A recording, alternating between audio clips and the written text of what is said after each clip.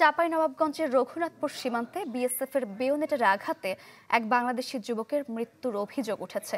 নিহত বারিকুলের ভাইয়ের অভিযোগ, গতকাল সন্ধ্যার পর বারিকুল সহ 5 থেকে 6 জনের একটি দল সীমান্তে যান। এ সময় তাদের ধাওয়া করে বিএসএফ। অন্যরা পালিয়ে আসতে পারলেও বেয়োনেটের আঘাতে মারা যান বারিকুল। মরদেহ ভারতের অভ্যন্তরে পদ্মার চরে রেখে চলে যায় বিএসএফ। যদিও এ বিষয়ে কিছুই জানায়নি বিজেপি। স্থানীয় ইউপি চেয়ারম্যান বিষয়টি নিশ্চিত করেছেন।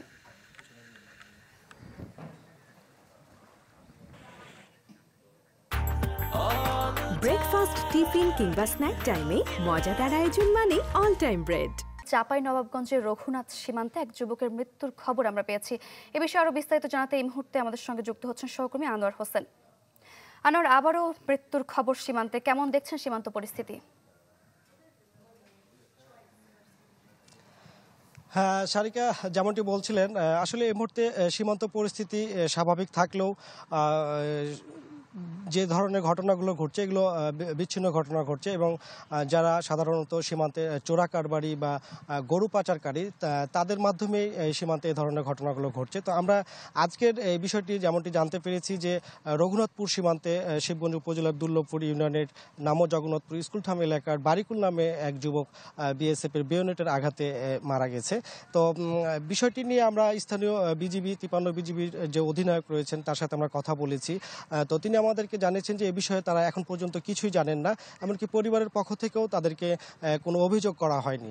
তবে স্থানীয় এবং পরিবার এবং জনপ্রতিনিধি যারা রয়েছেন তাদের সাথে আমরা কথা বলেছি, তারা কিন্তু বিএসএফের বেয়োনেটের আঘাতে বারিকুল মারা গেছে এই বিষয়টি আমাদেরকে নিশ্চিত করেছেন। এবং স্থানীয় যে ওয়ার্ড সদস্য শাহিদুর রহমান তিনি আমাদেরকে জানিয়েছেন যে গতকাল সন্ধ্যার সময় 5-6 জনের একটি দল রঘুনাথপুর এবং হাসানপুর সীমান্তের মধ্যবর্তী যে এলাকা রয়েছে সেখান দিয়ে তারা ভারতীয় সীমান্তে যায় এবং ভারতের অভ্যন্তরে প্রবেশ করে।